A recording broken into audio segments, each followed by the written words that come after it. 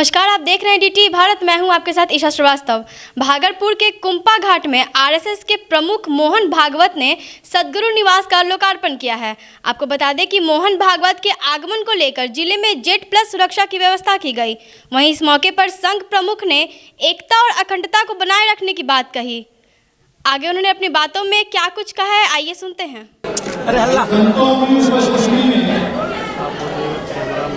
पहली बात कर रहा हूं, व्यवस्था वैसी है। ऐसा सुभाष चंद्र की पंक्ति है, प्रासाद शिखर सपोपि काकोपि ढूंढा रहते। यानी किसी बड़े राजमहल के शिखर पर कोई कौवा भी बैठा तो भी लोग दूर से उसको गरुड़ समझते हैं। आज ये सब संतों की उपस्थिति में आपने मेरा सम्मान किया, ये उसी का फल है। उसके लिए मैं सर्वथा अयोग्य हूं।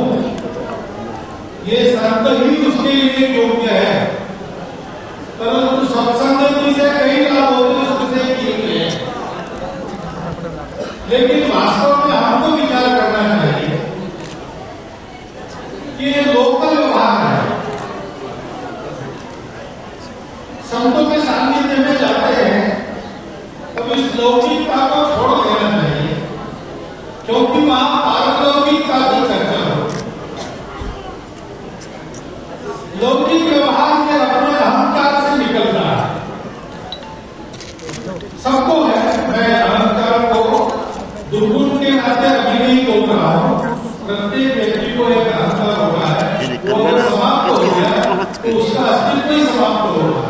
इसलिए हम लोग सामान्य लोग हैं, उस अहंकार के सहारे ही जीते। तो मैं और मेरा रहता है तो मेरा सम्मान मुझे भी लगता है, मैं बहुत बड़ा हूं ऐसा भी लगता है। लेकिन ये बात वास्तविकता नहीं है।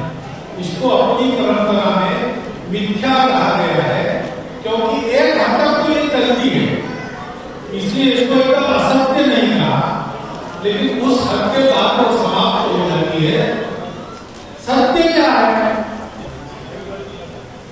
इसी प्रश्न को लेकर भारत का मत विश्वास और बुद्धि से लोक हित के लिए केवल ये तो वो कर रहे हैं, उसके कारण इन सारी बातों की शोभा है। और संत के अनुयायी जो है, भारत को जो विश्व गुरु बनाना चाहते, ऐसे कौन भारतवासी नहीं देखना चाहता कि भारत विश्व गुरु बने? सब चाहते हैं, लेकिन चाहते हैं उसके लिए ऐसा करना होगा, क्योंकि भारत को दुनिया के करने के लिए क्या है? यही दुनिया के अधूरे जीवन को पूर्णता लाभ देने वाली बात भारत के पास है।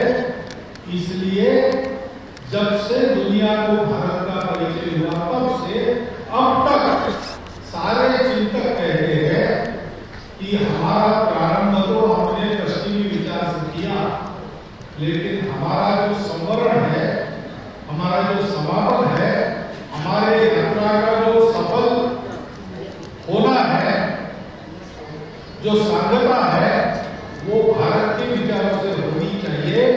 क्योंकि भौतिक जगत को पूरा करने के बाद भी उस जगत की पूर्णता के सहित संपूर्ण सत्य तब मिलता है जब भारत साथ में होता है।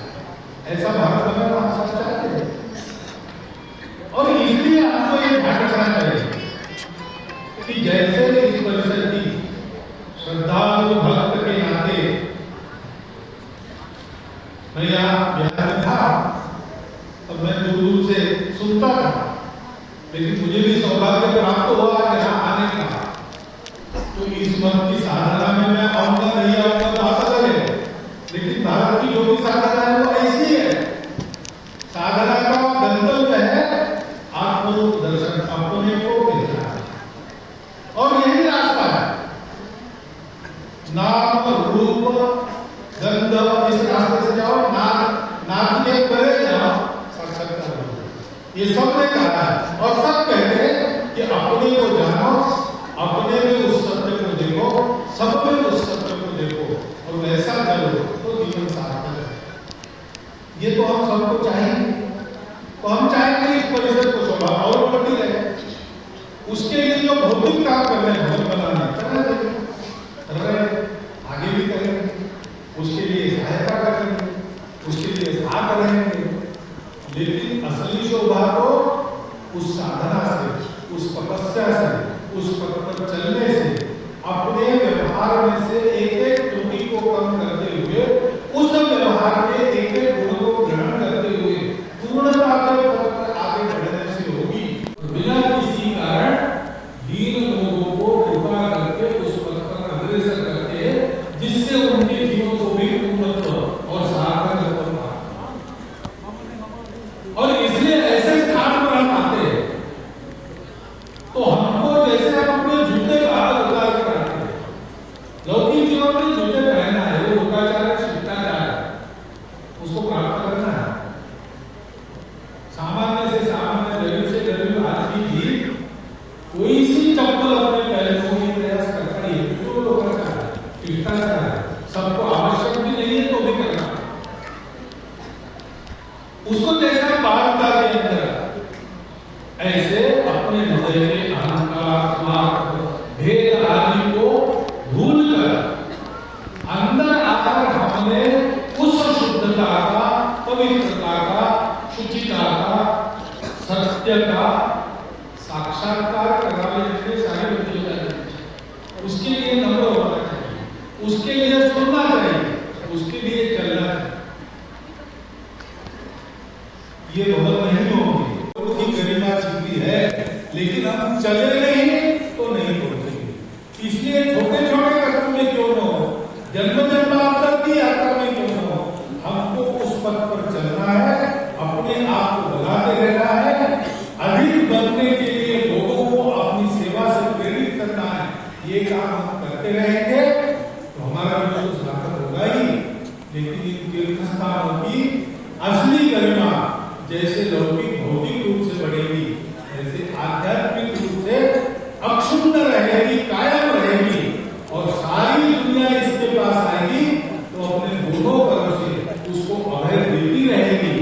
ऐसा ये स्थान, पवित्र स्थान, यहाँ बार-बार आवे, इस प्रकार से आवे, इस प्रकार से रहे और अपने बारे में ऐसा सोचते हुए संतों के जीवन प्रकाश में, उनके उपदेशों के प्रकाश में अपने आप को आगे बढ़ावे। मैं जब ऐसे स्थानों पर जाता हूँ तो संत तो दयालु होते हैं, मेरे जैसे बाबा का भी बहुत सम्मान करते हैं। जाकर कुछ नहीं, ये तोता रखते तो मैंने आपके सामने बताया, उनसे सुनी लेकिन अनुभूति तो आकर तो उनके पास है। ये मेरी तो कागज लिखती है, लेकिन उनकी करी है, इसलिए आपको बताने का साहस मैंने किया। इसका प्रमाण मुझे मत मानना, इसको मेरे को मत देखना, इसकी सत्यता को परखना है तो हमारे संतों को देखना, साक्षात्कारी महापुरुषों को देखना और देखकर वैसा होने का प्रयास करना। ऐसी भावना लेकर मैं यहाँ आता हूँ, उस प्रकार से मैं यहाँ आया हूँ। ये अवसर मुझे जिन्होंने दिया, उन सभी संतों को मैं मेरा धन्यवाद अर्पण करता हूँ और आपने ये उतार करके इतने देर तक सुनी, इसलिए आपके प्रति मेरी कृतज्ञता अर्पित करते हुए मेरे शब्द समाप्त करता हूँ। तो सुना आपने कैसे मोहन भागवत ने बताया कि भारत माँ के सम्मान में युवाओं को अपना समय देना चाहिए। साथ ही उन्होंने बताया कि सत्य की परख के लिए आध्यात्मिकता जरूरी है। आगे ऐसे ही तमाम खबरों के लिए आप बने रहिए DTV भारत पर। नमस्कार।